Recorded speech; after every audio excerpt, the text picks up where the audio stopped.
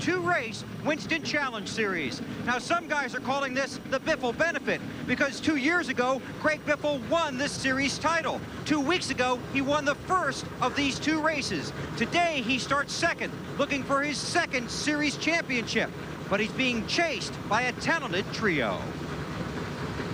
Today, the surfer dude, Sean Monroe, shows his serious side, hoping to ride his most challenging wave to the championship. 41-year-old John Sewell won 5 races at Tucson in '97. Now he wants to win the first one in '98. Martin Grosskreutz finished second in points in the Winston Challenge last year. He finished 4th in the last race. Today, the soft-spoken racer from Spokane needs to beat the field to win the race and beat the odds to take the title. Among the men he'll be trying to beat, great-grandfather Carl Trimmer, 58 years old, defending series champion, 5th 2 weeks ago, and today on the grid, he starts lucky number 7.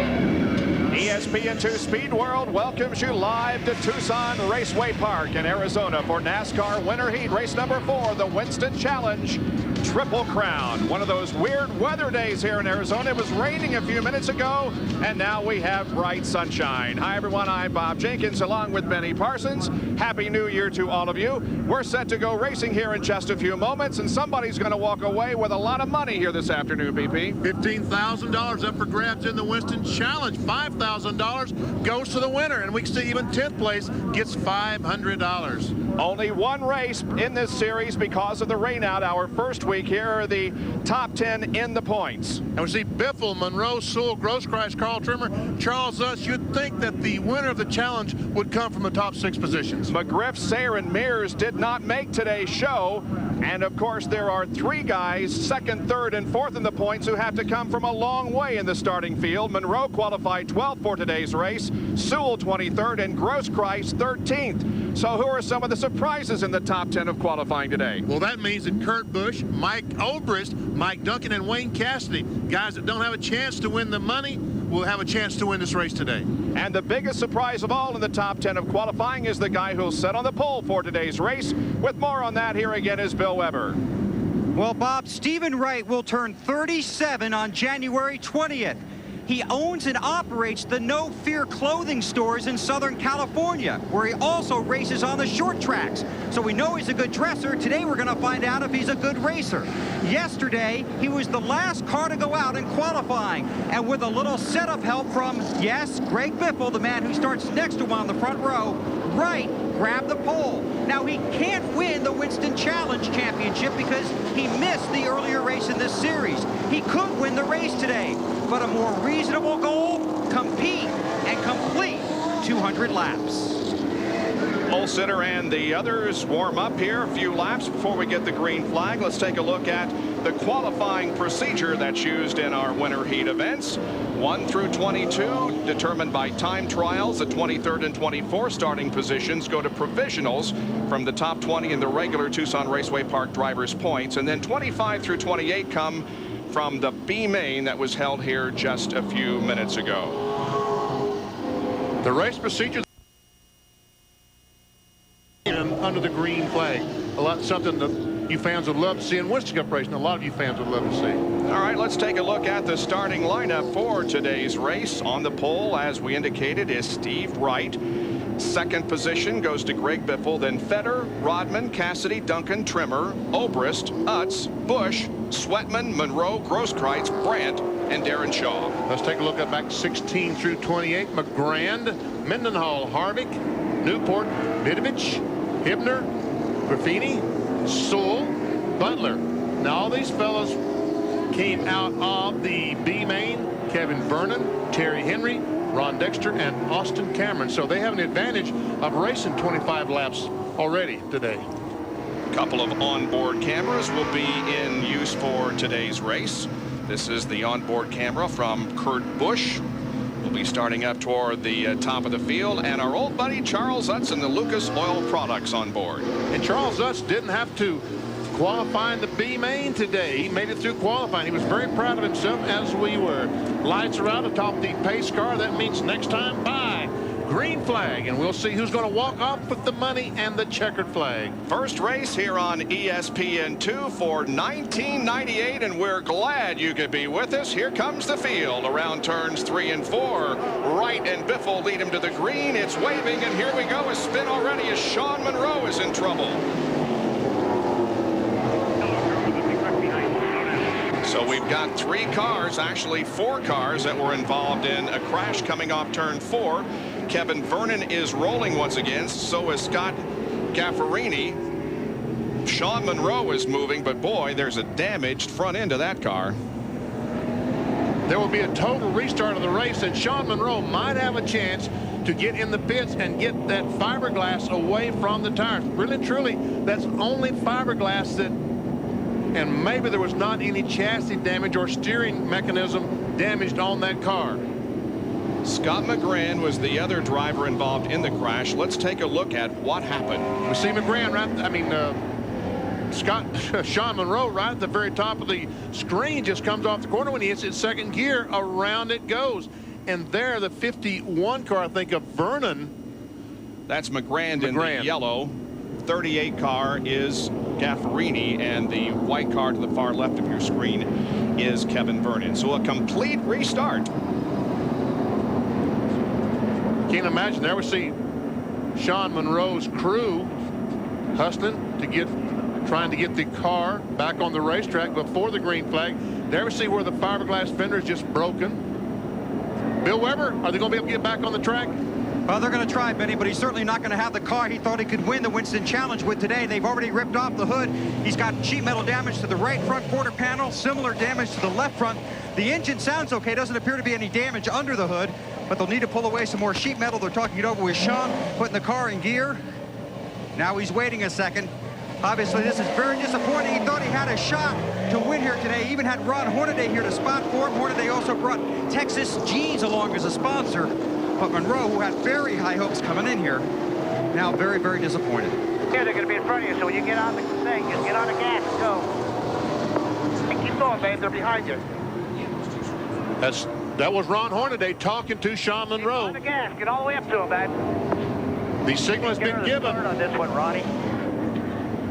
Signal's been given to the field. Come on, get it going. Green flag next time by. Monroe still trying to catch up. Gas, they're going great. Here's attempt number 2 to start the race. Green out.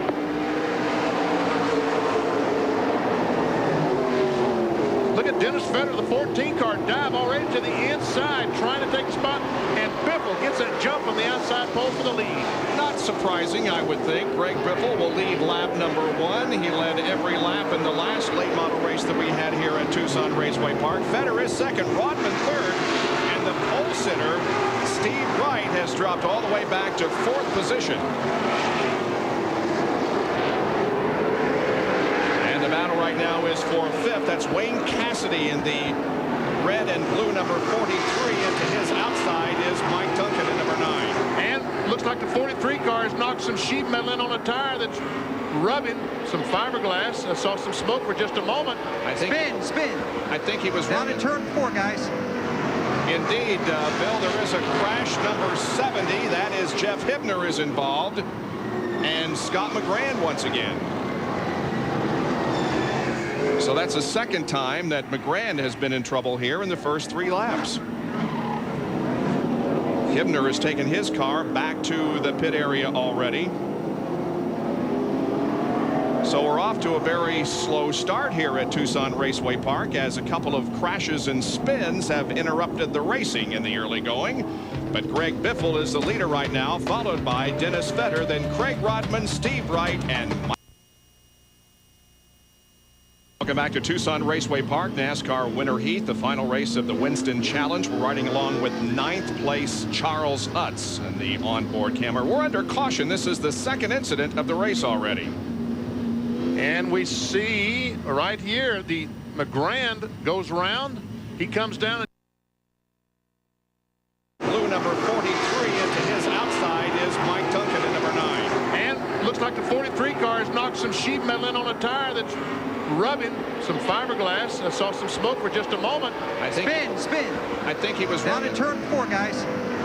Indeed, Bill, there is a crash number 70. That is Jeff Hibner is involved. And Scott McGrand once again. So that's the second time that McGrand has been in trouble here in the first 3 laps. Hibner has taken his car back to the pit area already. So we're off to a very slow start here at Tucson Raceway Park, as full of crashes and spins have winter heat, the final race of the Winston Challenge. We're riding along with 9th place Charles Utz and the onboard camera. We're under caution. This is the second incident of the race already. And we see right here the McGrand goes around. He comes down and just barely clips the other car enough to get him out of shape as the other car is trying to straighten it up. I think that was Jeff Hibner in the 70 car. As he was trying to straighten it up, he finally made contact with the outside retaining wall about the start finish line. Scott McGrand comes out of the pit area and rejoins the race. Hibner, however, is still back in the pit area. Hibner did ride against the front stretch wall for a bit and damaged his car, so it's going to be a little bit more repair work on that car than on McGrand before he can get back out here. Bill, what's the situation with Hibner? You hit it right on, Bob. He is behind the wall. They're under the hood trying to work on his car. He has substantial body damage, and now it looks like they're about to put the hood back on and send him back out. So he's been behind the wall for a number of laps. One thought on Sean Monroe. In qualifying here yesterday, he spun, so he only got 1 lap of qualifying. That put him a little deeper in the field than he's used to. You know how we always talk about how important qualifying is? Well, it even comes down to this level, because if he qualified a little better, he probably would have been ahead of that first lap wreck. As it is, Sean Monroe is back in 26th position. He is still on the lead lap. However, the last car on the lead lap, McGrand did lose a lap back in the pit area, and Hibner is 5 laps down. It's going to be pretty good here, because it's going to rain here pretty soon. Oh, you think so, Ron? Ron thinks it's going to rain. There is a rain cell over Horn Dam in the back by the racetrack, but I don't know. Because when we restart, we'll be all right. They won't count yellows. We got a chance to set that toe. So the toe end is out. Let's try to. We have radio communication with Monroe. Let's see if we can find Ride the track without the thing starting, without them counting laps. We can bring that thing in and set the toe. Make sure we get their bridges ready, by the way.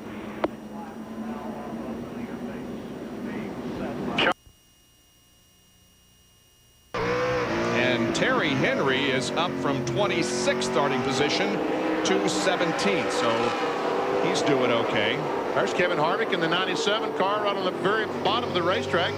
Now, once again, Charles Utz, we're riding along with him, the Lucas Oil Products onboard camera, as Grosskreutz is trying to get under him, up in 3 and 4, coming off turn 4. Yeah, can't quite make it.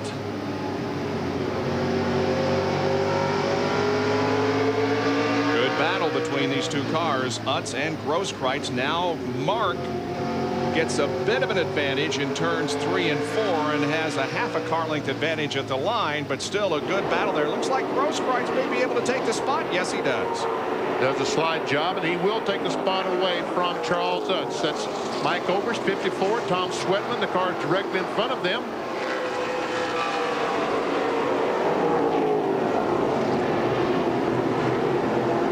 Number 77 is Darren Shaw as he works the bottom of the racetrack there in 1 and 2.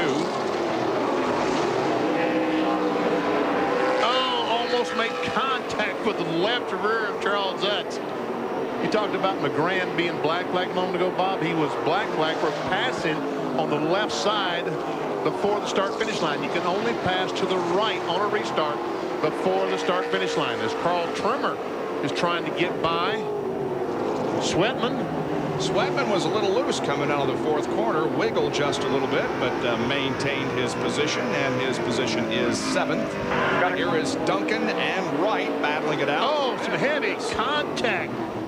This is the 16-year-old driver, Augie Vidovich, and his car is stopped in the high side of the racetrack in turn number 2. Bill, did you see it over there?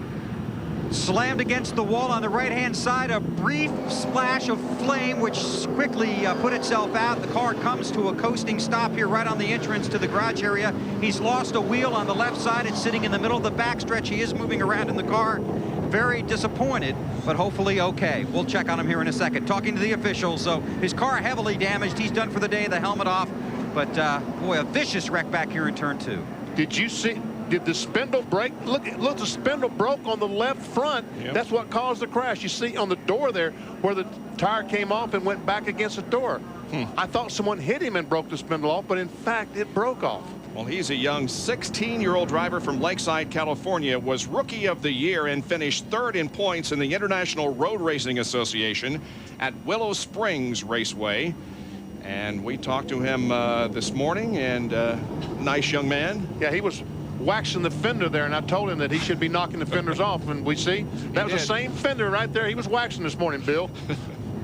Well, Benny was picking on you this morning, wasn't he, when you were working on your car? What happened? I was going in the corner right here, and something broke on the left front and just went straight, and all I could do is get the brakes as fast as I could and hang on. It's pretty much along for the ride. How was it going so far? We were doing all right. I was taking it easy, saving tires, just seeing what I could do, and wait for the second half to really come on strong, but unfortunately this happened. You hit pretty hard. Yeah, I rang my bell. Okay, well, sorry about today, and we'll see you again in the future. You're a young rising star. Good luck. Thank you. Okay, he's out of the car. He's okay. It took a pretty hard lick, but man, oh man, every time you see that fire, then it puts itself out, you feel a lot better. Here's a look at what happened in that crash up there in turn number 2. Here he is already against the wall. Yeah, and the left front wheel is already broken.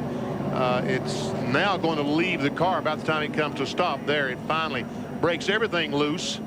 Something was holding it on, a brake line or something, and it says, "See ya." So the cleanup now is underway. It'll be a while before we go back to green. 27 laps have been completed here at Tucson, with Greg Biffle still leading.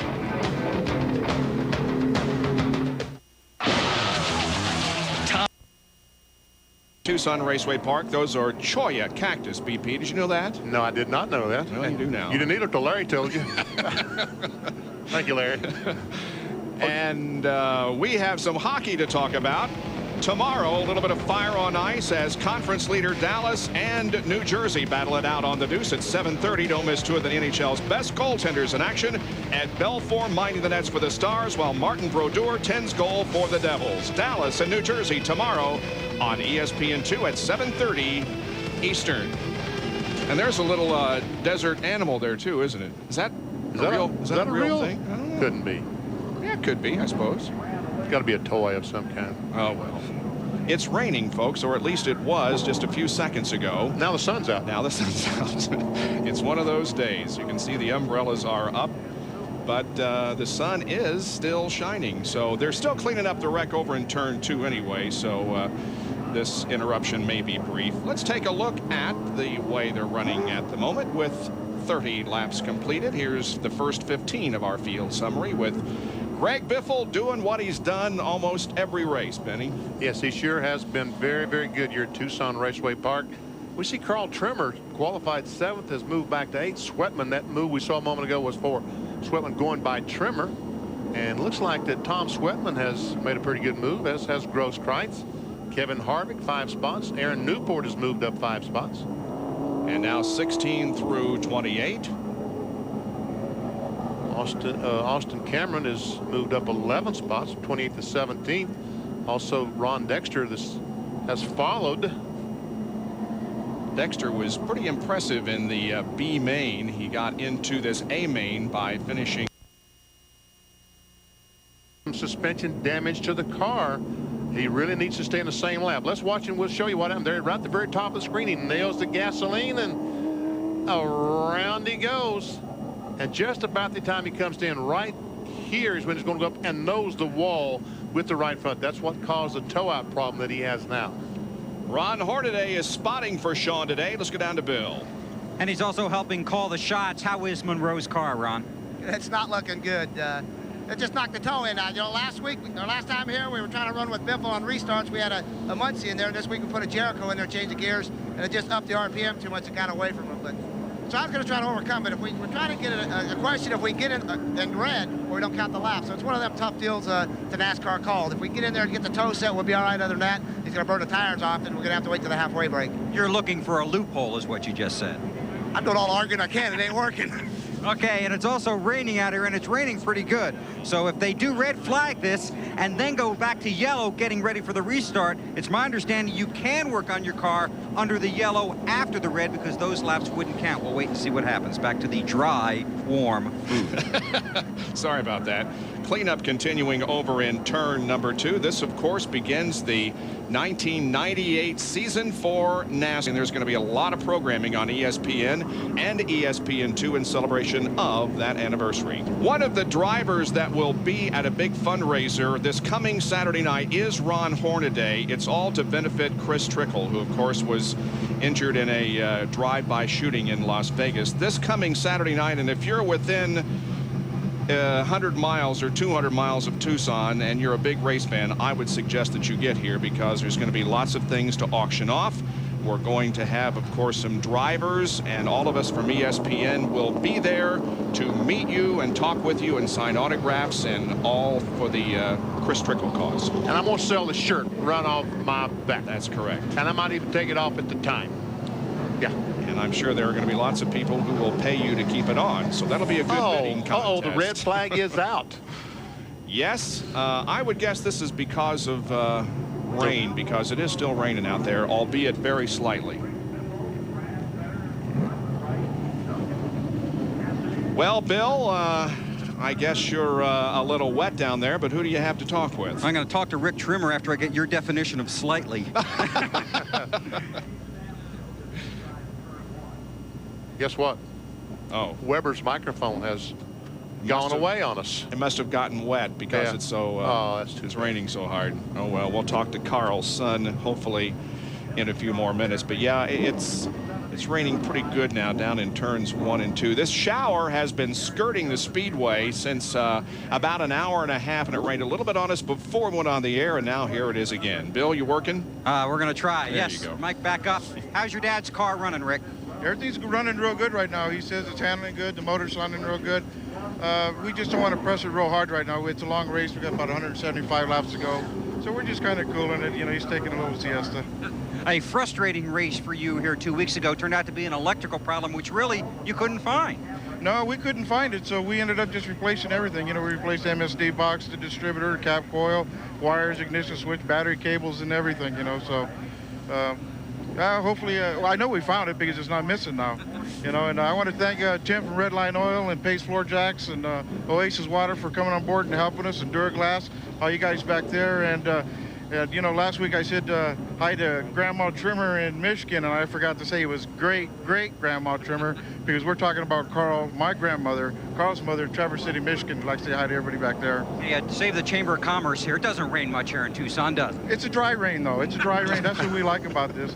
No, you know, it doesn't rain very much here, so when it rains, we kind of like it, but we hate it when it does it on our race night. But we kind of like rain. We get, I think, 9 inches the whole year, and I think we get it all when we're trying to race. Okay, well, hopefully it'll stop and come back after the race. Good luck the rest of the way. Thanks a lot. That's Rick Trimmer, crew chief and son of Carl Trimmer. Back to you guys. Okay. By the way, did we tell them where we're going to be next Saturday? It was on the graphic, but we didn't say it verbally. You may if you'd like. 29th and Swan here in Tucson. Famous Sam's. Yep.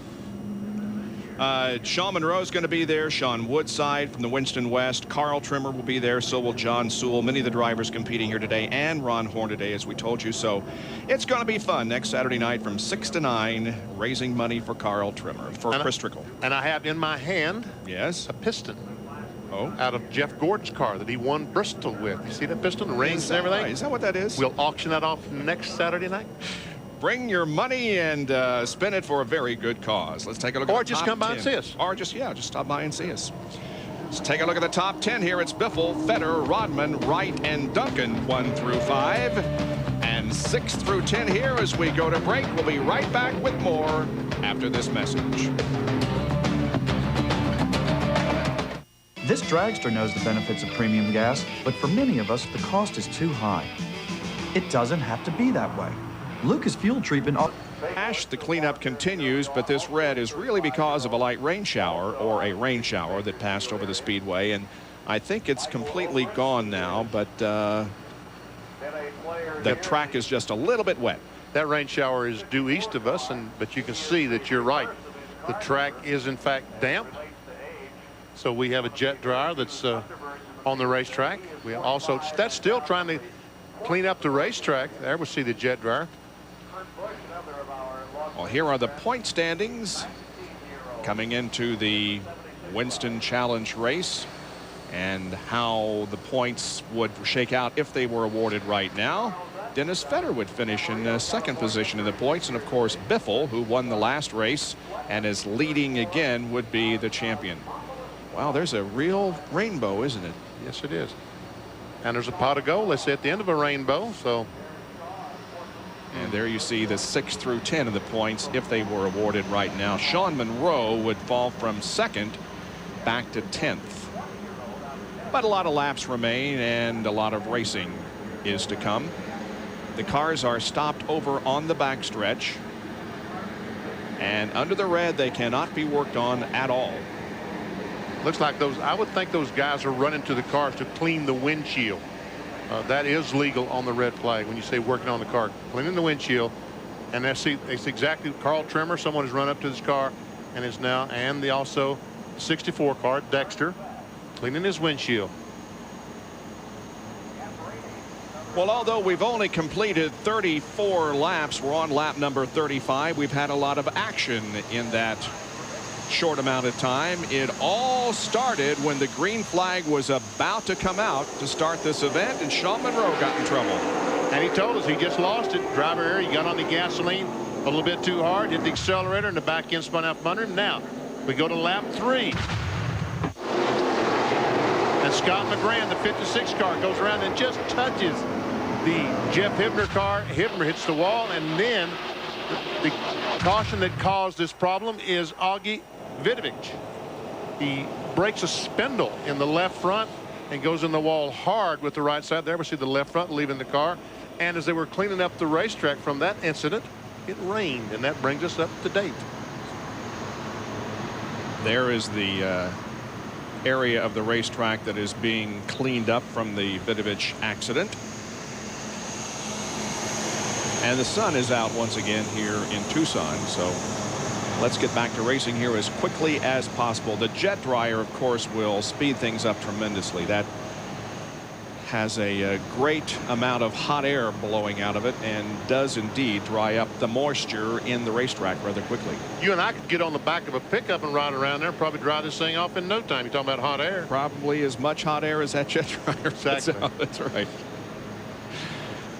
I'm not sure that we want to go to Bill Weber. In fact, apparently his mic is dead again. Good. It's probably just as good. Good. Exactly right. I'm sure he would have something. Because we could give him a pickup of his own. Well, we understand that the drivers have been told to get ready to go back to racing because the track apparently is okay, and the cleanup is indeed complete over at the scene of the crash in turn number 2. So before too much longer, we'll be back to racing here at Tucson Raceway Park. It's the Winston Challenge. Greg Biffle at the moment. Well, ESPN Radio's expanded programming brings the worldwide leader in sports to your radio 7 days a week in 1998. Weekdays, ESPN Radio introduces the Tony Kornheiser Show from 1 to 4 Eastern, and for full coverage of every game every night, tune into ESPN Radio. How we came here for 2 years and did 12 shows and didn't have a bit of problem with weather, and now we've run into problems twice already this year. Yeah, twice out of 4. There to see Greg Biffle, the leader of the race. Let's see if we can talk to Greg and see what. You on the right frequency? I think so. Let's see. Greg Biffle, Benny Parsons up at ESPN. You got me? Yeah, I copy, Benny. Well, everything seems to be going about the way you'd like for it to, isn't it? Yeah, all except for the rain. But no, everything's working great. Car's working good. I think we'll be okay. Looked like Dennis Fetter's keeping up pretty well. He's a local boy. He knows this racetrack pretty well. Yeah, I'm impressed. He's staying right there. I mean, we're running all out, you know. So yeah, he's hanging right there. So, but the guys are telling me it looks like they're starting to twitch already, getting off the corner. So that's what I like to hear. That Fetter is starting to twitch, not your car. Oh, not my car. How in the world have you able to put? This is not your car. This car belongs to Vern McGran, right? the car that we built for Vern, and upon completion, he asked me if I wanted to, you know, drive it at Bakersfield in the Winter Heat Series. And then you came down here, and so far it's been pretty good. That's been really great. We rented an engine from Performance Engine right here in Tucson, and so that was a good program. Right after the race, we just pull the engine out and give it back. But yeah, everything's working real smooth. You were in Orlando, Florida just a couple of weeks ago testing with the Jack Roush crew, the car that you're going to drive, the truck that you're going to drive in 1998. How did that go?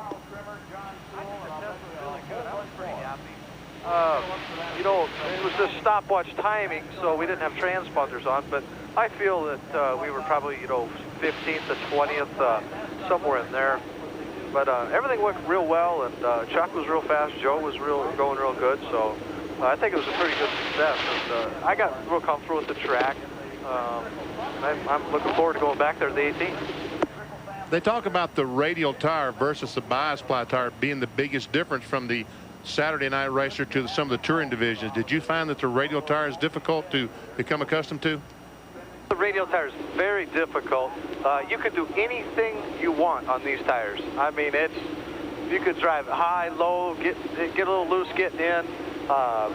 You know, those tires there are some forgiveness, but not much. When you find the edge, you found the concrete. Don't sound like a very good recipe there. So, well, good luck to you, Greg. We'll be talking to you later on. Thank you, Benny. Greg Biffle, who, by the way, is going for his 4th consecutive win, the Winston Challenge Series this weekend. Wow. Yep. And he's looking pretty good. Yes, he is. Took the lead from the pole sitter right away, and now Steve Wright has dropped back to 4th position. Steve Wright, that's not the comedian. No. No, that's not the guy that. Best line that Stephen Wright, the comedian, ever had. He said, "You can't have everything. Where would you put it?"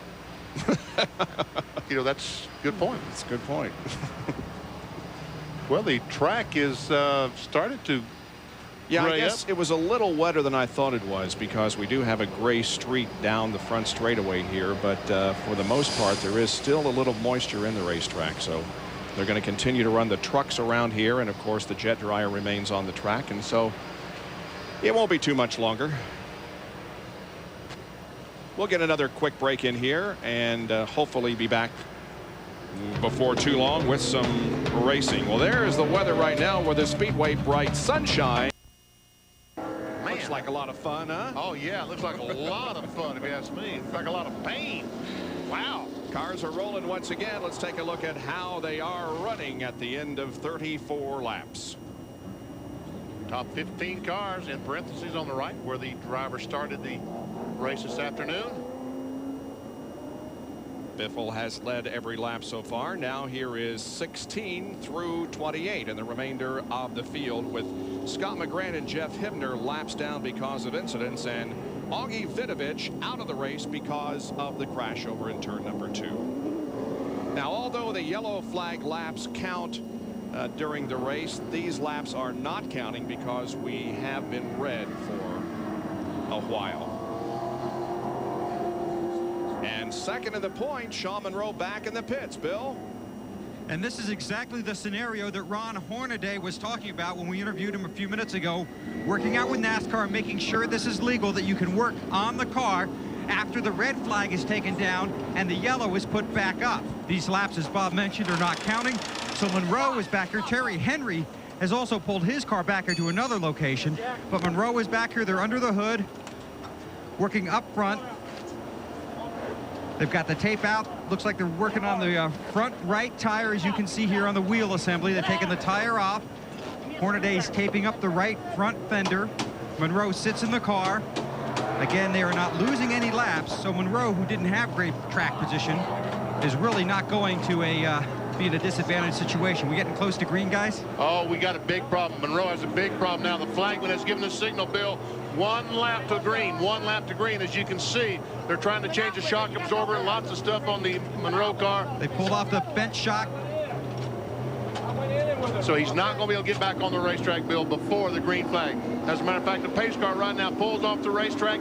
Biffle starts bringing the cars up to speed for the green flag. A serious blow to the hopes of Sean Monroe of winning the Winston Challenge. The green is out and we're racing once again.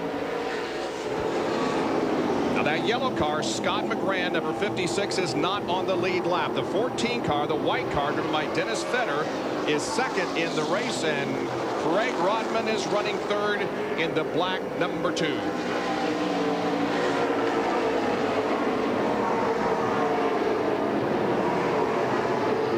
Mike Duncan having a good race there in number 9, and Mark Grosskreutz, we understand, is in the pits, BP. Well, he was in the pits. He's now back on the racetrack and on the lead lap, but during that break that we saw Sean Monroe in the pits, also Grosskreutz dove in there and did some work on his car. But he has dropped back now to 24th position. You're right, he is still on the lead lap. Sean Monroe is waiting to come back out, and indeed he is back on the racetrack. So Sean Monroe loses, I believe, 3 laps. And there is Grosskreutz, who came into this race 4th in the point standings in the Winston Challenge Series. I never see Monroe as he comes back on the racetrack. The leader, Biffle, goes by. Dennis Fetter, second place car, goes by.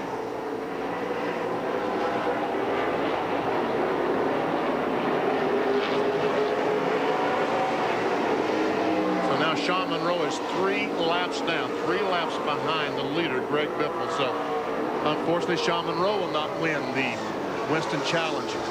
Dennis Fetter that we're looking at there, the white car running in second position, is a 33-year veteran. That is Greg Biffle. But the second place car of Fetter, he has 9 championships to his credit and finished 3rd in Tucson Raceway points in 1997. He finished 10th in the first race that we had here in the late model division. Now a caution. Scott Brandt has spun coming off the second corner. A lot of other cars came very, very, very close to being involved in that crash, but it's like all of them were able to get through without too much damage. Pretty close, huh? It was very, very close. This is our 3rd caution of the race. It comes out on lap number 41. And a good break for Grosskreutz, because now he's able to catch up with the field. We'll take another break and be back in just a moment with and Rodman.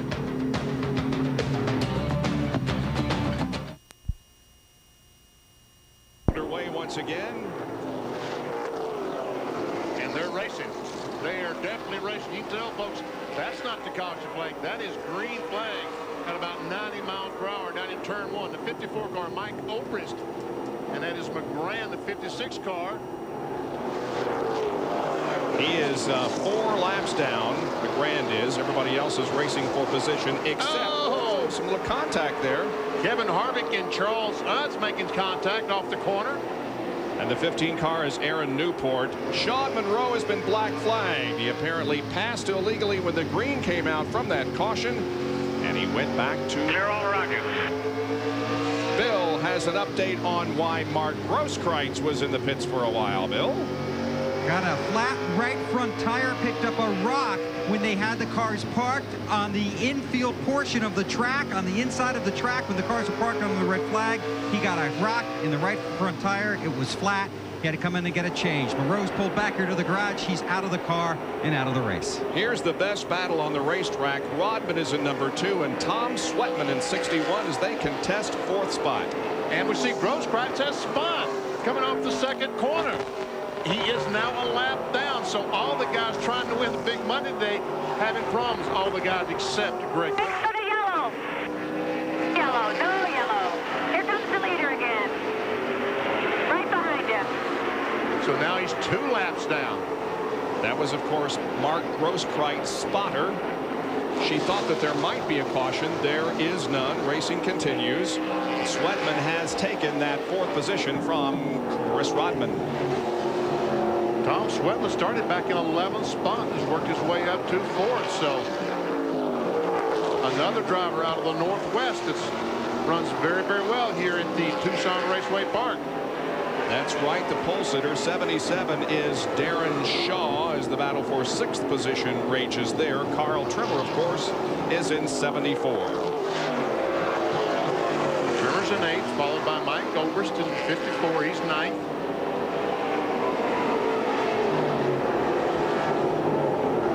Cassidy is running in 10th spot. Ooh, little wiggle there coming off the corner for Obrist. The 77 car Shaw and the 33 car Wright almost made some contact, caused Wright to get out of the gas, hit the brakes, almost stopped in the middle of the racetrack. Look how quickly Cassidy has caught up to Wright. Cassidy in the Richard Petty looking red and blue car. Yeah, the fellow I called David Cassidy. That's right. Nice race. I know he's not a singer. He's a race car driver. It's Wayne Cassidy. He's already taken the position from Wright.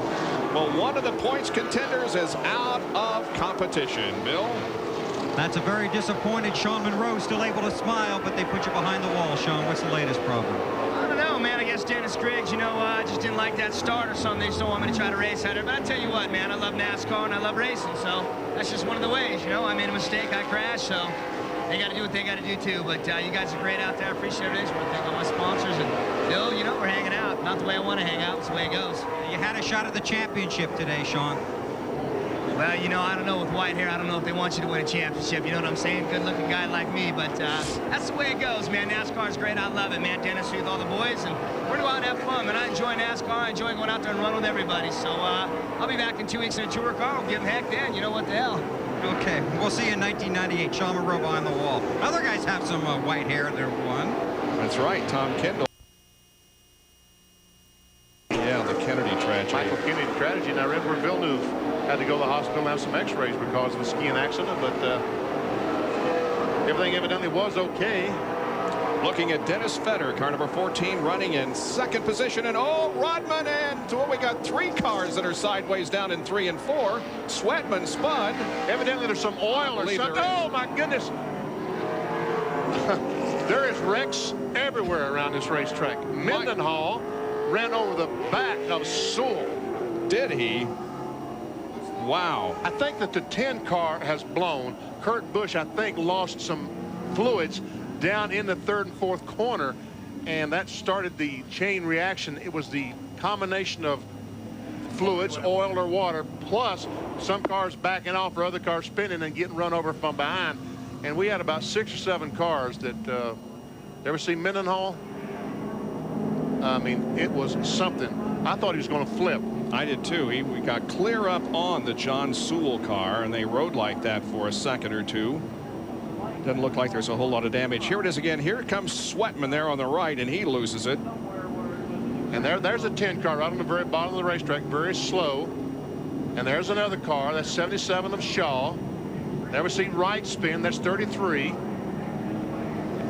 And right behind them, we're going to see Mendenhall. There we see Mendenhall on top of the Sewell car in 99. And Mendenhall goes up and almost hits the 33, but does not. And I don't think the 33 car had a little bit of damage to the left rear. I see as he goes by here now. Well, Kurt Busch has stopped over at the bottom of turn number 2. He did not make it to the pit area, but obviously lost some fluid from that car that resulted in that melee over there in 3 and 4. This is real time from Kurt Busch's onboard camera.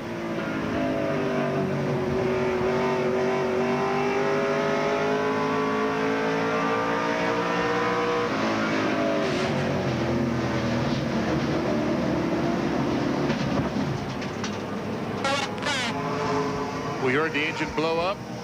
We heard him say to his crew, we heard him trying to talk to his crew. What he was saying is it blew up. So Kurt Busch goes back to the pit area and calls it a day, as 66 laps now have been completed here at Tucson Raceway Park.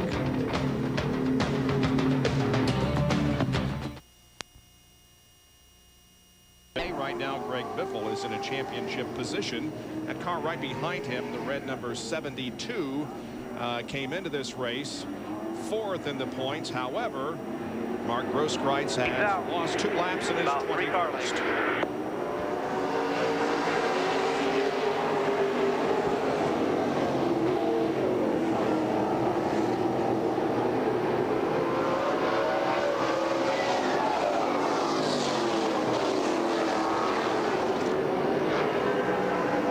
Greg Biffle still continues to lead.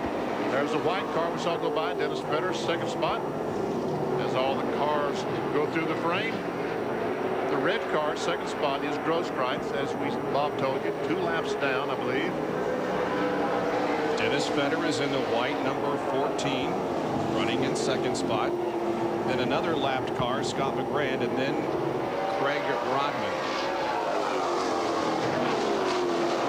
And here is the 77 of Darren Shaw and Carl Trimmer battling for 5th position. And Shaw takes the spot. Well, Carl Trimmer would move up to 2nd in the point standings. He would gain 3 spots if points were awarded right now. He's in a pretty doggone good battle there with Darren Shaw. As you can see, folks, just 1 or 2 positions right now means a great deal. Right now, NASCAR is black flagging, I think, the 97 car and the 15, the 97 of Kevin Harvick and the 15 of Aaron Newport for passing on the left. On the restart that we had just a moment ago is Oberst in 54 and Trimmer 74 battling for 6th spot. Carl Trimmer's been dropping back here since we went green from the most recent caution. He lost 1 position to Darren Shaw and now is about to lose another to Mike Oberst. And Carl, of course, is 5th in the point standings coming into this race. But as you saw, another spin. This is Austin Cameron over in turn 2. And the caution flag has been waved by the flagman. A 1-car incident. It's like he's going to stay on the lead lap. He was running back in 18th position when the spin occurred. Austin Cameron, who was a young man from San Diego, California. Kevin Harvick has heeded the black flag, is now pulled back on the racetrack.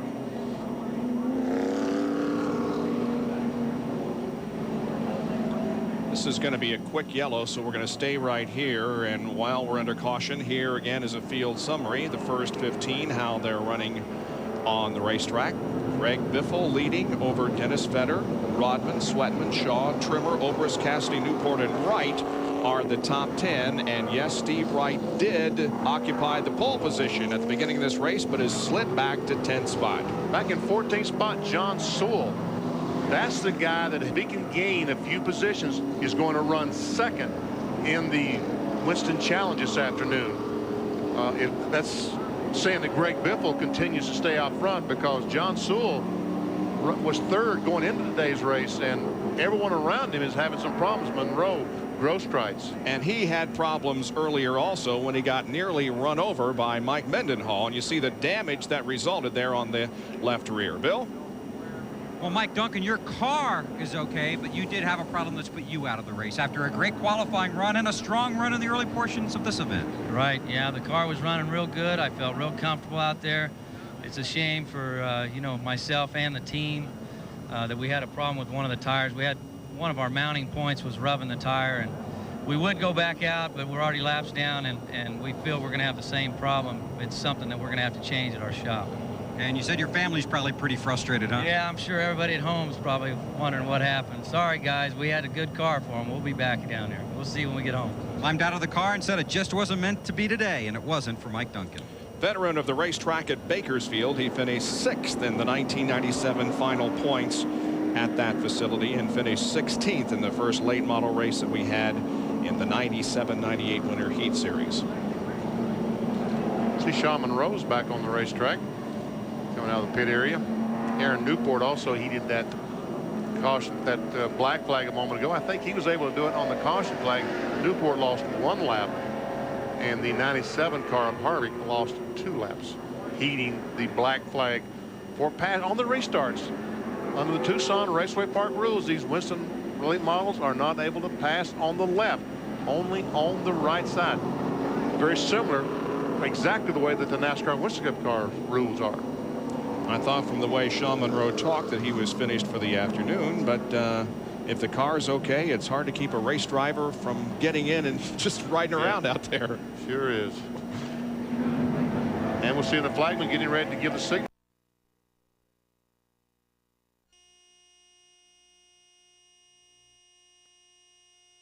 Busch. But he has fought back to take over the 3rd position. Rodman, dives to the inside, puts a slide job on Rodman, pulls it off.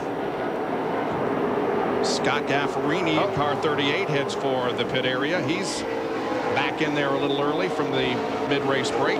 That was the flat right front tire we saw on Gaffarini's car. Very nice young man, Gaffarini. The only experience he has in the Winston Late Model Series is the 3 races. Oh, and Trimmer smashed the wall hard on the front stretch. Wow, that could spell the difference between a championship and finishing second or third. Everyone that's up there to get the money except Biffle is struggling today. And I tell you what, Carl Trimmer hit the wall about like Sean Monroe did earlier on. We know that he's messed up the suspension and the toe end on this 74 car. The only question, can he last to halfway and not get left? That is the pole sitter Wright, who just went around him. Here comes Charles Utz and the Lucas Oil Products onboard camera to also take a position away from Trimmer. So Carl now has fallen back to 10th. And the 33 car almost spun in front. He and Utz made contact. He almost spun in front of Trimmer. So now this becomes a battle for 9th position, and Trimmer gets 9th position back in a spin right here on the main straightaway. Ron Dexter, and he's avoided by everyone. Only a one-car incident, but the caution is out again. Wow, now that. You realize that those guys missed him. They were running probably 100 miles per hour when they go down and start trying to avoid him, and they all were able to do so. Ron Dexter from Selah, Washington, competes regularly at Yakima Speedway. In fact, he won 8 races at that facility in 1997. He's a 12-year veteran, 31 years of age. And he was running in 17th position when he spun here on the main straightaway. I think he had some help from somebody, but I don't know who. In any case, the caution is out once again, and we are only now 5 laps from the midway point. Let's see if he got some help. Well, it's going to be there. He has a 64 car. He makes contact with the 51, and I think when he was trying to save his car, that John Sewell came along with no place to go, made some contact with Dexter's car, and that caused Dexter to spin. But Sewell lost several positions because he had to dive to the bottom of the racetrack. So Ron Dexter is about to be pushed off. We'll take another break and be right back with more Winter Heat from Tucson Raceway Park in Arizona. However, it's going to be a very short period because the midway break is very, very close. We've completed 98. They'll run one lap. Yeah. They'll throw the green, and the next time by they'll throw the caution. And the next time by they'll throw the red. That's right, and then they'll go back to the pits and they'll work on their cars for a short period of time, and then we'll get the second half in. Go, go, go, go, go. Side. Come on, let's go.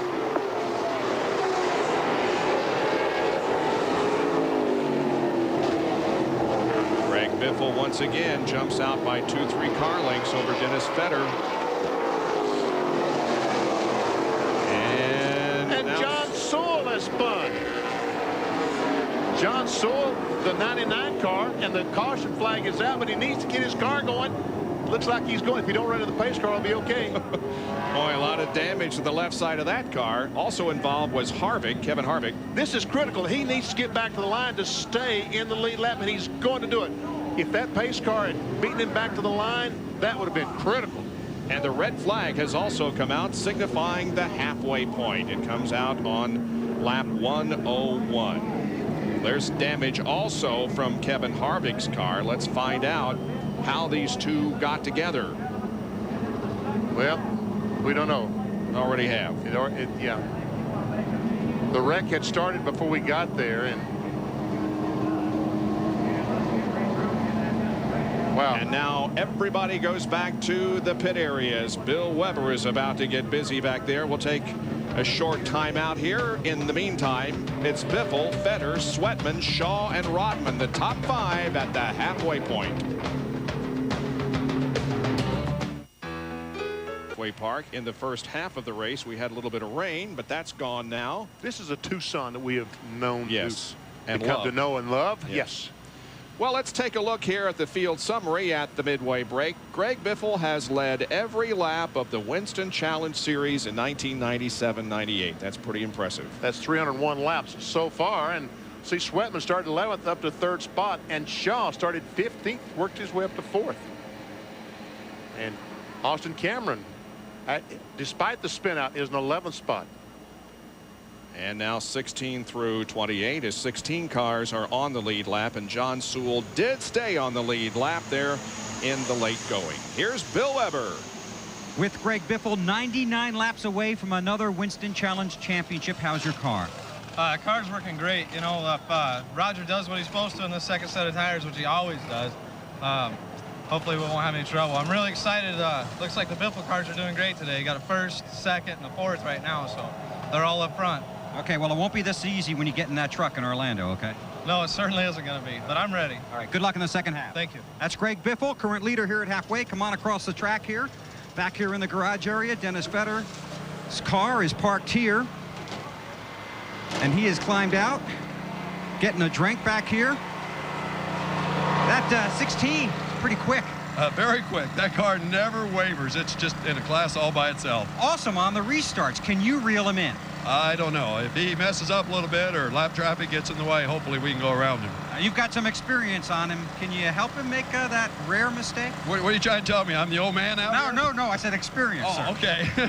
Well, we hope so. The car got a little loose there at the end, and tires started squealing, got into a 4-wheel drift, and that kind of hurt us a little bit. And I'd like to thank Texas T-Bone, Mid-City Auto Repair, and NET Electric for helping me get here this weekend.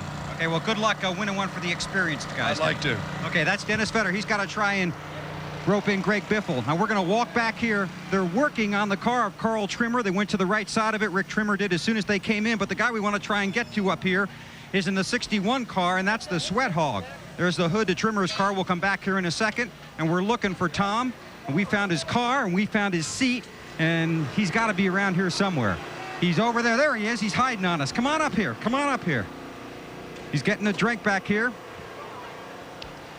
Well, you're having another good run. How's your car? Yeah, I feel pretty good. I burned up the tires there trying to get up there, you know. And Greg's going to be tough. That 14's running good, and Greg's got tires, I think, for the end. So we're going to see what we can do. I'll try to save a little bit of tire, and, hey, let her fly. Yeah? Nothing too tough for the Sweat Hog, is it? Oh, I don't know. You need a little bit of help here to get him, don't you? Oh, yeah. He's going to be tough, but, hey, you never know. The old orange car, put a little water on her and go to the front. What do you think? You make any changes? Yeah, a little bit. Just a little bit. Not going to tell us, huh? Well, it's better off that way because I don't know what I'm doing anyway. Okay, well, then get back in the car and restart. Good luck. Okay. We need it. Okay, let's go on down here and check on Carl Trimmer's car, dodging some hard-working crewmen back here. Rick Trimmer is calling instructions, standing next to his dad's car. They've got the hood back on, crewmen all over this car. Rick talking to one of them. Carl sits in the car with the window net up. Carl getting an update from one of his guys. Now he's going to talk it over with his dad. He knows we'll hear, so when he gets a chance. How is your car? He hit the wall pretty hard, Rick. Yeah, not very good. It bent our panhard bar, so the rear end set over a little bit. We thought it was the front end. We did all the work on the front end, and at the end, we find out it's a panhard bar. You know, it's just a real shame. You know, we're just staying back there trying to wait for this second half, and I think 3 laps before the halfway, a guy decided to not give us enough room. So, you know, thanks a lot, Redline Oil and Opal Water in Oregon and California, and Pace Floor Jacks, and Mike Rich over at Taylor Wires. We really appreciate it. Everybody that's helped us, thanks a lot. Okay, they're real disappointed back here. They'll try and make the best of it in the second half back to the booth. Let's take a look at the situation regarding the points if they were awarded right now. Needless to say, Greg Biffle would be the champion, but Dennis Fetter would move up 8 positions in the point standings to second. Trimmer would gain 2, Sweatman would gain 8, and Charles Utz would move up 1 position to 5th. And I would say Sewell is 80 points behind right now. He would lose 3. Rodman would gain 8 positions, and also Darren Shaw there in 10th would gain 1 position. And why are we showing you the points? Because they're racing for money. The points payoff is after today. The winner gets $5,000, and that's a breakdown through the top 10 in the points. We'll be back with the start of the second half of this late model race in just a moment. of Nashville Park, the final race of the Winston Challenge Series for the late models. And the cars are beginning to assemble on the backstretch, getting set for the second half of this race. Well, we'll take a look at what happened in the first part. Greg Biffle has led all 101 laps. We had 6 caution periods for a total of 46 laps, and the average speed is not very impressive. We also had, of course, a red period during the first half because of rain. That's unbelievable. The pace car runs 35 miles per hour. Yeah. And the average speed is only 36 miles per hour. The cars that are off the track: Scott McGran, Mike Duncan, Kurt Busch, and Augie Vidovich. Back to Bill Weber. And Bill, looks like another problem for one of the points contenders. Bob, we talked about 3 guys chasing Biffle at the beginning of the show. Monroe's out of it. Grosskreutz lost a lap, and John Sewell sitting here in a car that looks like it's been in a demolition derby. He's had lousy luck all winter. He would have started from the pole in the first race here, only it got rained out. In the second race, he came home 3rd. Yesterday in qualifying, he had a tire problem, had to take a provisional, started at the back of the field, and as you can see, he's had a rough day on the track here. So he's not a contender for the championship. They push him back out. He's going to roll back out on the racetrack, but a lot of damage to his car. He had the window net up. Didn't have a chance to talk to him, but you could see the frustration on his face. He just gestured with both of his hands straight out, palms up to the sky as to what can happen next. He's heading back out on the track. Just about everybody else is ready to go. And will assume his restart position number 16. And we'll take a look now at how they will restart here. In other words, how they are running at the end of 101 laps. In the Greg Biffle interview, he made a mention the Biffle cars are doing pretty well. Greg Biffle, before he became the truck driver for Jack Roush, built race cars up in Washington State, and the success that he had here in Winter Heat 2 or 3 years ago, some guys from here started buying some cars from him. So I think that Feder and maybe Shaw, all 3 of these, all those 2 cars plus Biffle's own car, were all built in his shops up in Washington. Now let's look at some of the highlights from the first half of the race. We started off with a spin right off the bat as Greg Monroe got sideways. Sean Monroe? Sean Monroe. M2. And he just touches the wall enough to do some damage to the suspension. Lap 3. Scott McGran, the 56 car, loses contact. He just touches Jeff Hittner in the 70. You don't see that, but Hittner came out the worst in on that deal. And then on lap 26, Augie Vidovich loses a left front tire going in the first corner, hits the wall hard, and then again on lap 47. And the 1 car, Scott Brandt, goes around. That causes a caution flag on lap 64. The 10 car, Kurt Busch, is going to blow an engine. Listen. Right there, the 99 and 42, Mendenhall 42, the 99 of Sewell making contact. And then again on lap 93, here's where the 74 car, I'm sorry, I thought that's where the 74 car made some contact with the wall. That was when the Dexter car spun. And this is on lap 100. Sewell and Kevin Harvick made contact. And Tom Sweatman is trying to get back on the racetrack. The pace car is moving, Bill. He went back out on the track, Benny, and then he pulled back in here. He just pulled out a line. They pumped a bunch of oil into it, so either he was low on oil or had none. Obviously, if either of those is the scenario, he's going to have more problems. But there's oil all over the place back here. Hopefully some of it got in Sweatman's car, but he pulled back in here after going out on the racetrack and surprised his crew. But now he heads back out. We'll see what happens.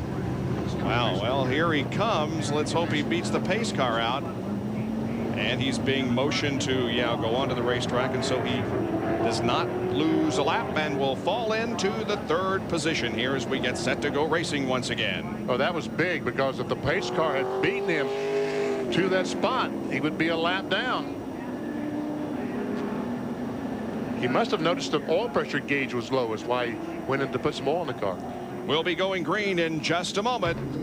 We'll be back for that restart from Tucson Raceway Park. To go racing at Tucson Raceway Park once again. The second half of our Winston Challenge race. Here comes the field. Greg Biffle and Dennis Fetter are first and second. Tom Sweatman third, and away we go.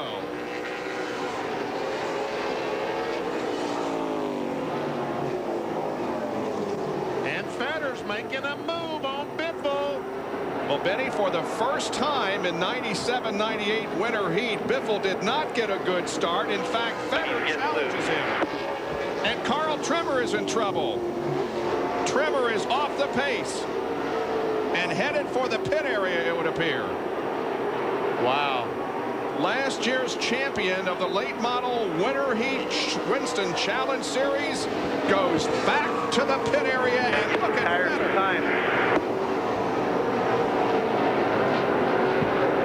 What happened to Carl Trimmer? Watch the far right of your screen. Goes in the corner and something happens to the engine.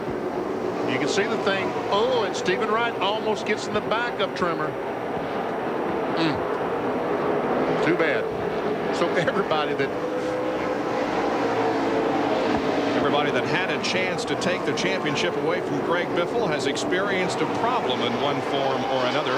Bill, what's going on with Trimmer? Apparently, Bob, he felt that the tire was rubbing the fender, and that's why he came in. The crew jacked up the rear of the car, took a look at it, pulled the fiberglass away, and sent him back out. So Carl's going to go try it again. So he thought he had a bigger problem than perhaps he did. Well, he's lost 4 laps and about to lose the 5th, so he's not going to be in contention for the championship. He ends a 4-race streak of top 5 finishes in the Winston Challenge late model division. Now, Greg Biffle, as these tires start getting hot, starts to put a little distance on Dennis Fetter. And by the same token, Tom Sweatman has caught up with Fetter and is about to challenge him for 2nd position. Meanwhile, a good battle between Darren Shaw and Rodman for 4th.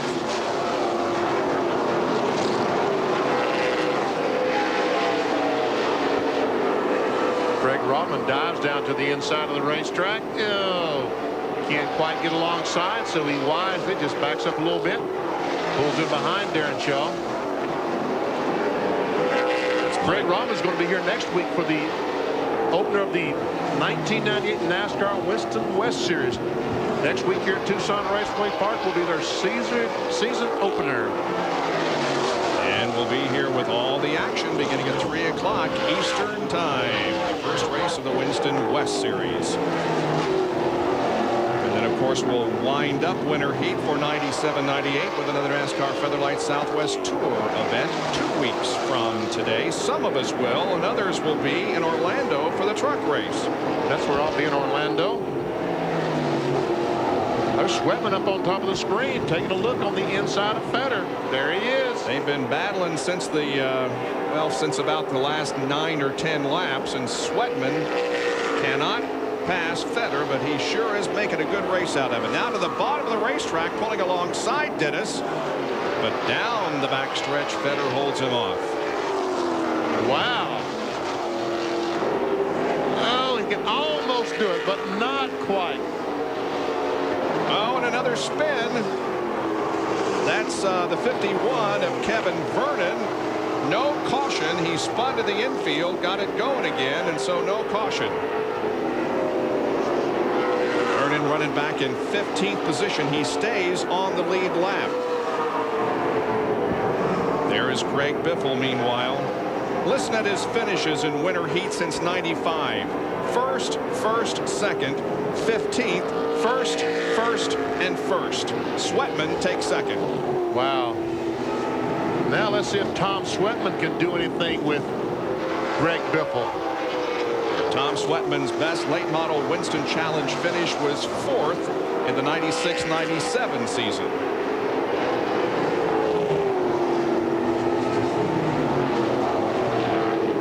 Like some raindrops on a camera lens, but oh, don't say that again. There, see the raindrops on the camera? Sure do.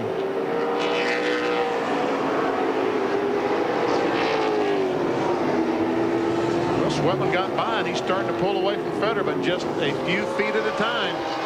Meanwhile, Greg Biffle has as per usual, checked out. He has got almost a full straightaway lead on Tom Sweatman. In fact, the interval is 2.9 seconds. The last lap for Greg Biffle was at 84.7, and the closest to him was, I believe, the 54 car of Mike Obrist. Wow, look at this mess. That's Wayne Cassidy in 43, Steve Wright in 33, Charles Utz in 66, Aaron Newport. Oh, some contact. Utz almost got in the back of Stephen Wright. Riding along with Charles Utz, who's in 9th position at the moment. Now, Aaron Newport is not on the same lap as everybody else, although he is in this battle. And we understand that the pole sitter, Stephen Wright, may have some smoke coming from his car. Is it engine or is it rub?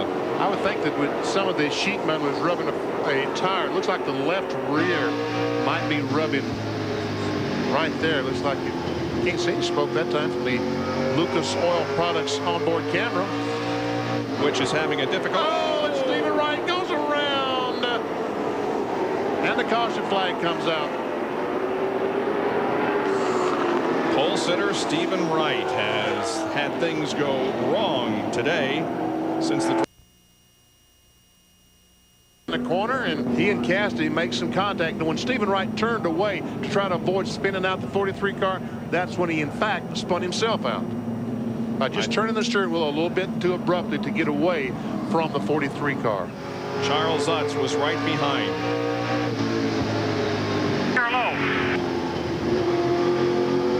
Now they'll go down the front straightaway.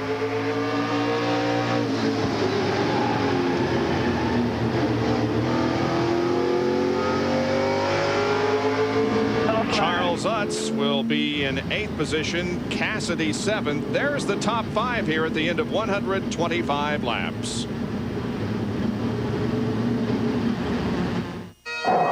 Completed here at Tucson Raceway Park. We're cautioned because of a spin involving the pole sitter Steve Wright. Going down the front stretch into turn 1. He makes contact with Wayne Cassidy when he turns away from 43. He spins himself out and around he goes. Now back to green flag. Well, Biffle got that good start that time. There are 4 lap cars. Oh, I'm sorry. There were 3 lap cars between himself and the second place Tom Sweatman. Sweatman tries to dispose of one of those in the form of Carl Trimmer. And now he makes it nearly 3 wide. In fact, does make it 3 wide through the corner, trying to dispose of the other 2. And we see some pretty good smoke coming from the 1 car, Scott Brandt. And look at Sweatman trying to get to the front. Down to Bill Weber quickly with a report on the pole sitter. It's the rear end gear. It's gone on Stephen Wright's car. They're trying to repair it to send it back out there, but a disappointing day after winning the pole here yesterday. He's behind the wall, sitting in the car, window net up, rear end gear. There's 14, Dennis Fetter trying to get by Carl Trimmer. Trimmer just backs off, lets him go. Now the 77, Darren Shaw is trying to do the same thing. 77 and the 14 are battling for position, or 3rd, as a matter of fact. Meanwhile, Biffle stretches out his lead to a little more than 2.3 seconds. And here's the field summary for you. Sweatman is still having trouble trying to get around the 51 car, Kevin Vernon. As we watch, there we see Sweatman once again trying to get by the 51. There we see Fetter. 77 car of Shaw coming in the picture. There they go. Those cars there, 2nd, 3rd, and 4th.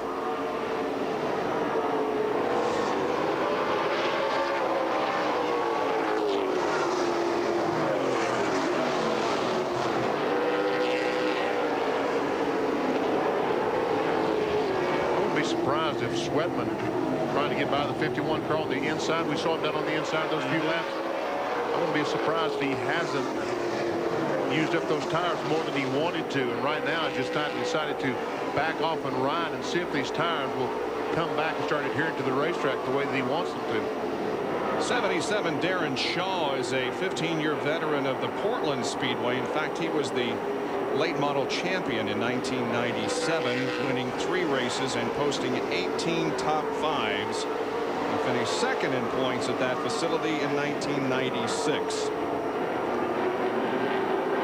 Right now in 4th position.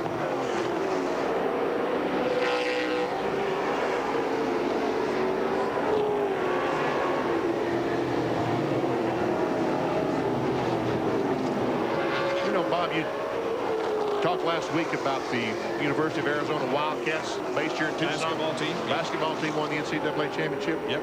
Well, Dave Braswell called me this week. Braswell carburetor here in Tucson. He said, "You talking about? Everyone always talks about these men's divisions. Yep. He said, "Let me tell you something about the University of Arizona Wildcats women's fast-pitch softball. They have been the NCAA champions 5 of the last 7 years." Wow. 5 of the last 7. Their record for the last 6 years, these girls have won 351 times. They've lost 38 times. Good grief. That's a pretty good percentage, isn't it? That's dominance, wouldn't you think? So congratulations to the Lady Wildcats, NCAA fast-pitch softball. Bill Weber, what you got? I'm just watching Sweatman still trying to get around the 51. Remember, he told us at halftime he wanted to save his tires to try and make a run late. Well, that's probably what he's doing, as you speculated, Benny. But remember, he had to come back in to get more oil as he looks under the 51 again. Well, he has a sight tube on his oil tank. And as he was pulling back out onto the track, one of his crew members saw that he was low on oil. So they radioed him, brought him back in, got as much oil in the time allotted, and sent him back out. Now, a couple of things. It's a brand new motor in that car, so they're concerned about that. They don't know why it used up as much oil as it did, and they don't know if he's got enough oil to keep that engine alive to the finish. I'm glad he cleared that up, because I was wondering how he knew that the oil, that he had a problem with the oil. He has had difficulty getting around Kevin Vernon there in the 51 car. And look at the lead that Greg Biffle has. Sweatman just has not been able to dispose of Vernon. Now he's going to try to drive on the outside as Vernon almost lost it coming off the 4th corner. Feder has caught back up with Sweatman, so that now becomes a battle for 2nd position. Here's Scott Brandt in number 1. The 17 is Henry. Charles Utz is in this battle also, and we're on board with him.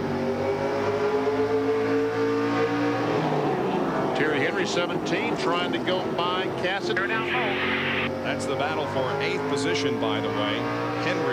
Cassidy is in 8th, and Henry in 9th position. Charles Utz is 10th at the moment.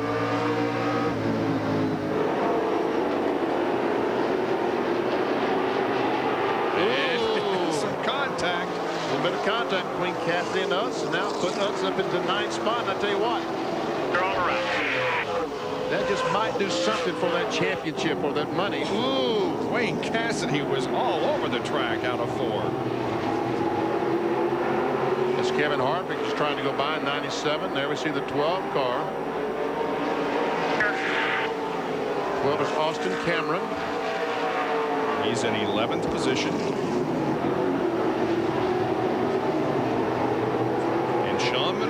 Still completing laps. He's completed 113, while the leader has completed 151. And right now, Greg Biffle, folks, has almost a 6.5-second lead on Tom Sweatman.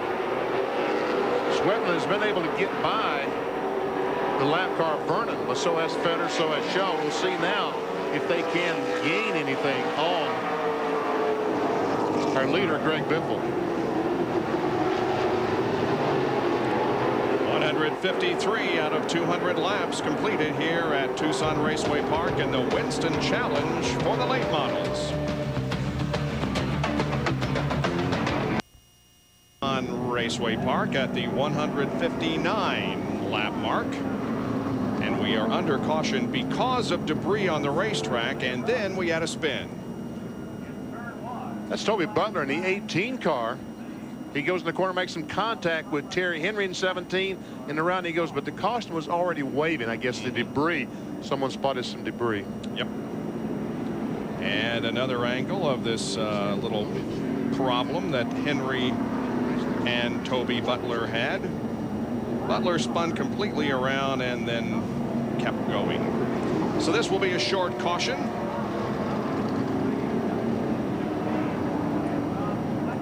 Bill has a report on the caution that the debris that was spotted on the racetrack. Bill? Yeah, Bob, the 43 and the 1, as you guys were watching a few laps ago, really banging. They came off a 2 and hit pretty hard. So some fiberglass, sheet metal, whatever you want to call it, went flying down the backstretch. They let it sit there for a few minutes to see if it would hop its way out of the group, but it didn't. So that's when they put out the caution. So a lot of banging going on in the back of the pack. Just a couple more thoughts. Obviously, Sean Monroe's back out there. Ron Hornaday physically made him get back in that car and go back out there because he still has a chance to win some money and to get some laps on this racetrack. So Hornaday is the reason that Sean Monroe went back out there. And obviously, you could tell that the 51 was holding up Sweatman when he was trying to work his way around him because he's made some good progress since he was able to get by him. All right, well, let's take a look at the points if they were awarded right now. No question who's the champion, but who would finish behind Greg? If Fetter would move up 8 positions, Sweatman 9, and Charles Utz would move up 1 position and finish 5th in the point standings. And again, each of these points, each of these positions pay a little bit more money. And Sean Monroe would finish in 7th spot. Yep. He would lose 5 spots, but would still finish in the money. And there is Sean Monroe, who spun coming down for the green flag about an hour and 50 minutes ago. Well, division rivals heat up the ice tonight at 8 o'clock on ESPN when Detroit meets Chicago. Veteran Steve Yzerman and Brendan Shanahan look to lead the Red Wings to their 2nd straight Stanley Cup title, but first they have to get past Tony Amati and the Chicago Blackhawks. 2 great teams, Detroit, Chicago, tonight, ESPN at 8 o'clock Eastern Time. Going to get the 1 to go signal this time, BP? I think so. Nope. Nope, not this time. Thought we would. Laps are clicking off. There are 164 completed at the moment. I think they're still trying to get someone lined up back there. I'm not sure exactly who it was. Speaking of hockey, and we were speaking earlier of the University of Arizona, which is here in Tucson, and you mentioned the girls softball team. We've enjoyed a couple of University of Arizona Ice Cats hockey games when we've been here the last few weeks. They have a great team, and they won last night over at the University of Michigan at Dearborn in a great game. The final goal was scored, the winning goal, with 1 minute and 5 seconds left. So congratulations to the Ice Cats. You told me you went to the game last night and enjoyed it thoroughly. Yes, it was a great game. Okay, now the 1 to go signal is being given. Race car pulls in. Go, go, go, go, outside, go, go. Green, green.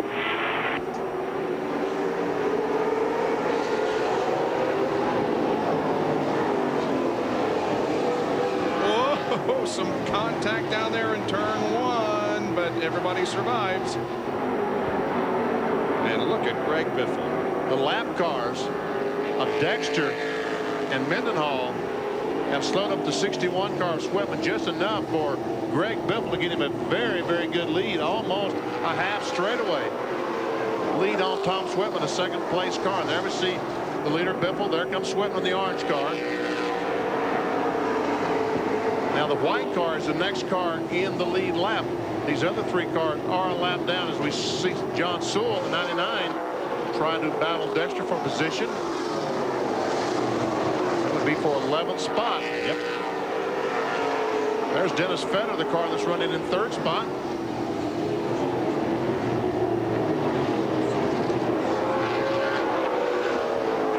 And already the interval between Biffle and Sweatman is 2.6 seconds. Biffle at 84.270 that last lap, and the next fastest was Dennis Fetter at 82.082. There is Tom Sweatman running in 2nd spot, and a whole bunch of cars are battling for 6th position. That's the 17th car, Terry Henry, on the inside. Toby Butler in the 18. That is for position. And as you said, and 17 car has been black flagged because he and the 18 car, Toby Butler, I was watching, would not line up nose to tail. They ran an entire period side by side and trying to figure out, I guess, who in what position. And Terry Henry stayed on the inside. And so NASCAR, the officials here at Tucson Raceway Park have black flagged him for that. Well, it's been kind of a disappointing day for Terry Henry, who normally is the crew chief on Sean Monroe's car. So both a disappointment for Henry and Sean Monroe. On Charles Utz, who has made no movement in terms of from starting position to position right now. He's still in ninth.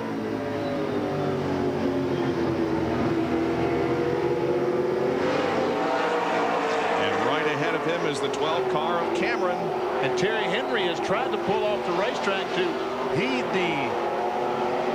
and I don't know if the car is stalled there. That's the entrance to the pits.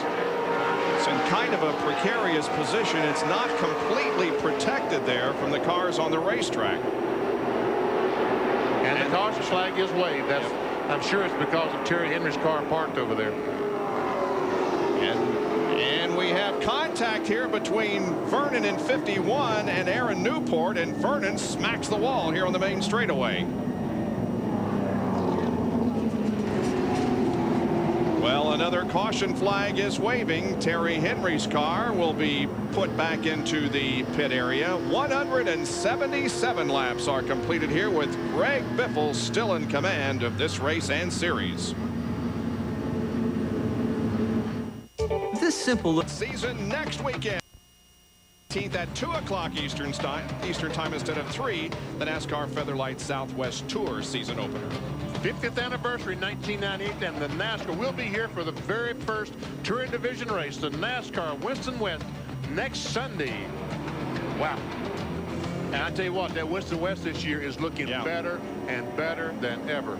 Looks like they're going to have a great field of cars here for them. And they have some really great racetracks that they're competing on in 98 also. Here's the incident that occurred between Newport and Vernon on the main straightaway, with Vernon hitting the wall and damaging the car a little bit.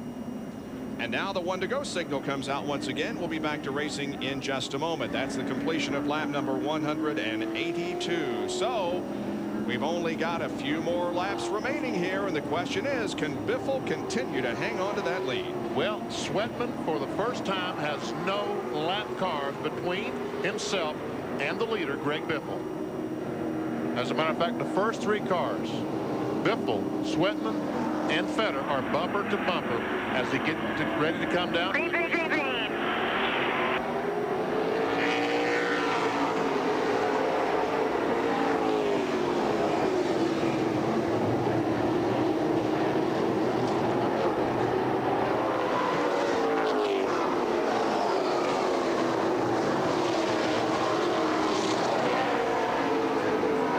Biffle gets a couple of car length advantage on Sweatman.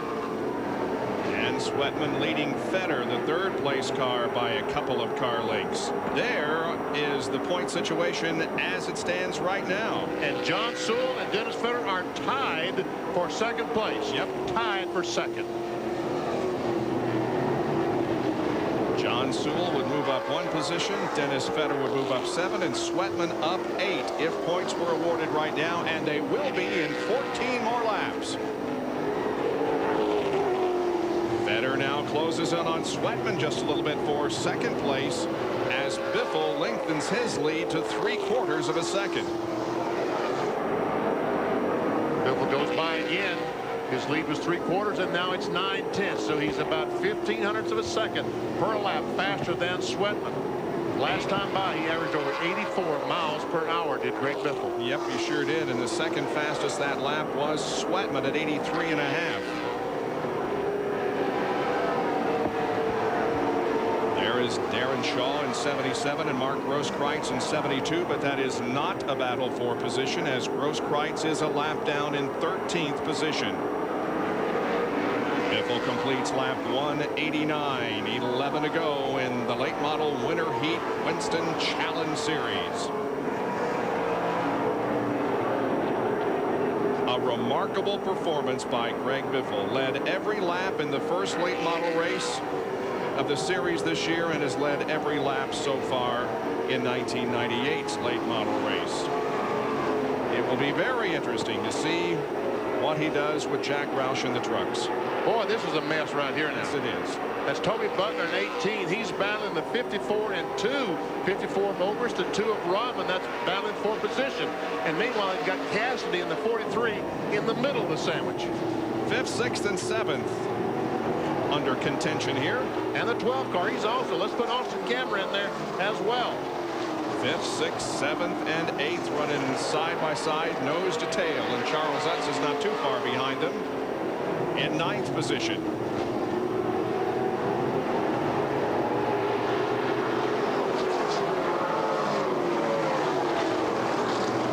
Coming up next, right after winter heat, NCAA women's basketball, Marquette and Louisville in a Conference USA matchup from Cardinal Arena in Louisville. We'll be joining that game in just a few minutes as we wrap up this race here with less than 6 laps to go. Austin Cameron gets by the 2 car of Rodman, and Rodman is really, really loose right now. And the 12 closes in on the back of Oberst. That's a battle for 6th spot.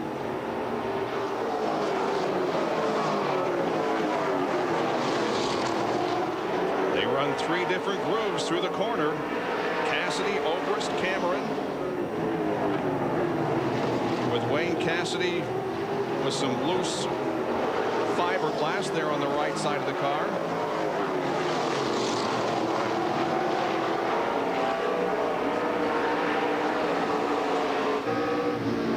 Now on board with Charles Utz. Charles is in 9th spot, closing on the back of Craig Rodman. What positions right now are critical to this Winston Challenge, the point standings at the end of this race. And we've only got, what, 2 laps to go? Yes. 2 laps. Lap 198 just completed by Greg Biffle as we remain on board with Charles Utz. There's no battle up front. The battle on the racetrack is right here, the best battle. However, the white flag is displayed to Greg Biffle, and he's on the last circuit around this racetrack as Cameron now has 3 full seconds ahead of 2nd place, Greg. 3 full seconds. That indeed is the situation. Here is Greg Biffle winning the Winston Challenge for 1997-98. And led every lap in doing so. Pretty impressive. It's his 2nd Winston Challenge Triple Crown, $5,000 plus. Greg Biffle, you need to give us a little pirouette in the backstretch when you're by yourself.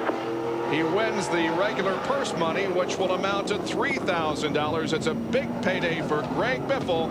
He has now won 4 straight Winston Challenge late model races. Back to talk with him in a moment.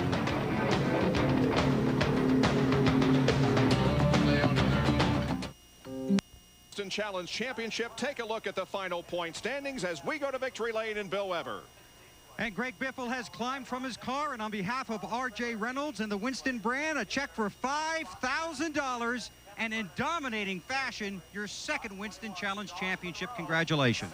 Thank you. Boy, it was just great. I mean, the car was perfect all day, and my crew chief Raj was outstanding, and the crew did a great job. Everybody did. I want to thank Vern McGrand, you know, Kenco Construction, Performance Engine. I want to say hi to all the Roush people watching, everybody back at CJ's Brew Pub, and because everybody's been a great help getting us out here, and everybody's worked really hard, you know. Well, great job here in the late models. Good luck in the Craftsman Truck Series. Boy, I'm going to need it. Thanks. That's his next stop, Orlando, for Greg Biffle, the 1997-98 Winston Challenge Championship. Gentlemen. Here are the unofficial results. Again, we want to remind you that next Sunday we'll have the Winston West race here at 3 o'clock Eastern Time, and then wrap up the series 2 weeks from today with the NASCAR Featherlight Southwest Tour. Basketball coming up in just a moment. Pam Ward and Fran Harris are standing by from the Cardinal Arena in Louisville with Louisville at Marquette. That's coming up in just a second. Thanks for joining us. For Benny Parsons and Bill Weber, I'm Bob Jenkins. This has been a presentation of ESPN, the worldwide leader in sports.